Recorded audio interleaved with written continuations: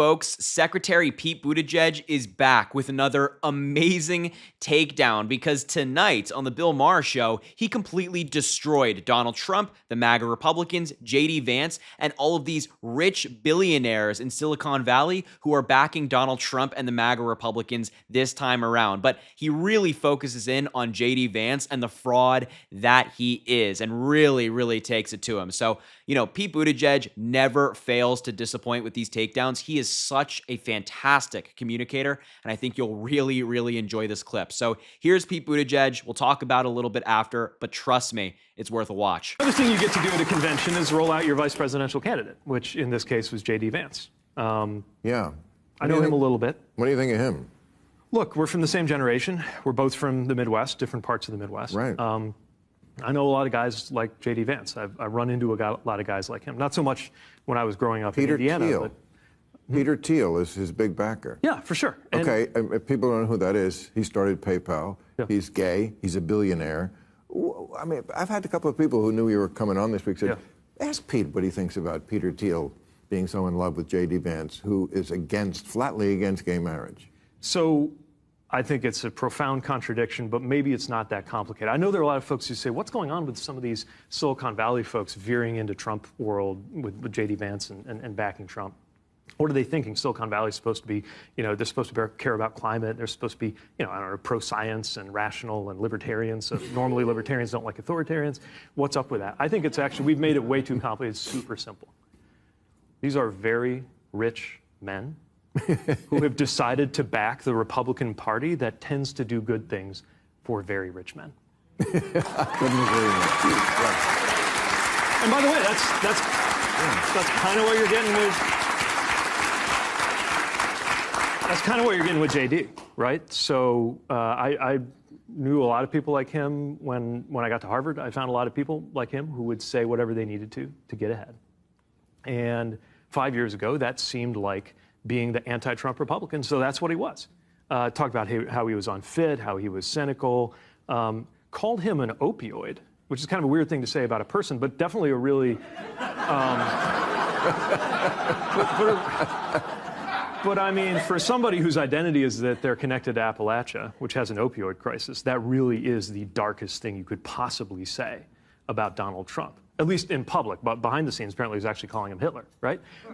Seriously. 5 years later, the way he gets ahead is that he's the greatest guy since sliced bread. And I actually watched this exact same process with somebody else I got to know in my days in the Midwest, which was my former governor, Mike Pence, who I watched start out as an evangelical Christian who cared about rectitude and family values, and then get on board with a guy who was mixed up with a porn star, make excuses for him, so that he could have power. And then he did. He got 4 glorious years, I guess, as vice president of the United States. And it ended on the west front of the Capitol with Trump supporters proposing that he be hanged for using the one shred of integrity he still had to stand up to an attempt to overthrow the government. Right. So I guess, maybe not as a politician, but as a human being, what I'll say is that I hope things work out a little bit better for JD Vance than they did for Mike Pence. Yeah, amazing. I'm just always blown away by Pete Buttigieg's ability to convey a message effectively. He is such an intelligent person, such an amazing argument maker, and I think he's such a great representative for the Democratic Party. When he's out there, there's really nobody more convincing right now in the party than Pete Buttigieg. I love him. I'm such a fan of his. So, he makes some really good points here, though. That number one, I have 3 main points I want to touch on. Number one, these rich billionaires that we're hearing about right now in the news constantly, the Elon Musks, the Peter Thiels, those folks who are, throwing their money and their support behind Donald Trump. It makes people wonder, wait, why? Elon Musk, electric car company, is in line with like President Biden's policies, who's invested in electric vehicles and making those vehicles here in America. And then you have Peter Thiel, who, as Pete Buttigieg talked about, is gay. And, JD Vance is vehemently opposed to gay marriage and LGBTQ plus equality. Why on earth would these billionaires be voting against their own interests, advocating, putting their money behind their own interests, who they are? It's because they want power. It's because they want power. It's because Donald Trump is promising them tax cuts. He's like, if you give money to me and my campaign, well, you'll make out just fine. You'll make out just fine. You see those taxes you got? They might be a little bit of a burden. We'll take those off. Those regulations that mean that you can't pollute that river, don't worry about it. Those will go away. That's the promise. That's the gentleman's agreement, which is not very gentlemanlike, that Donald Trump and these rich billionaires are making.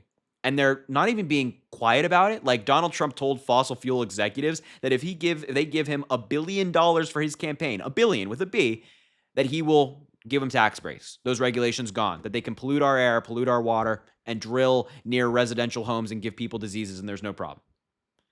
That's what it's all about. That's what it's all about. It's all about power. Pete Buttigieg is right that the Republican Party often does things that are really great for men who are rich. But that's not what the Democratic Party stands for. That's why they're not rocking with Joe Biden, because he stands up for all Americans, not just some with some cash. So that's a really good point. The second point that Pete Buttigieg made there, J.D. Vance is a fraud. He is a fraud. His entire life, dating back to his books, has been based on fraud. A lot of it's been debunked, disproven. People have pointed out the inconsistencies in his stories. And that's where, J.D. Vance started. And then he, somehow spoke about politics in 2016, 2020 era, where, as he pointed out, that, he called Trump Hitler. He called him noxious. He called him abhorrent and all these really negative adjectives of, like that you wouldn't describe, somebody you just slightly disagree with on. You would describe somebody you really disagree with as some of these words, and somebody you vehemently oppose and despise. But just like that, J.D. Vance flips. He flips. Oh, I'm MAGA. Oh, I love Donald Trump. Oh, I love him. He's so great. He's such an amazing president. He flipped like that. Why? Power. Power. That's what it is. J.D. Vance knew that he was never going to win his Ohio Senate race and win the primary if he didn't suck up to Donald Trump, if he didn't bend the knee and kiss the ring. So what did he do? He bent the knee and kissed the ring. That's what they all do. It's what they all do. The billionaires, J.D. Vance, insanity. And the final point that I think Pete Buttigieg made so eloquently there is Mike Pence. He is the perfect representation of what we're talking about here. Him and J.D. Vance together are the perfect representation of what we're discussing here.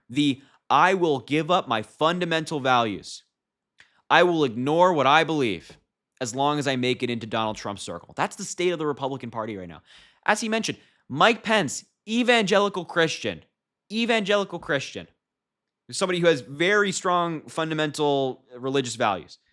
And then he backed Donald Trump. Donald Trump, the guy who assaults women, got wrapped up with adult actresses, cheated on all of his wives.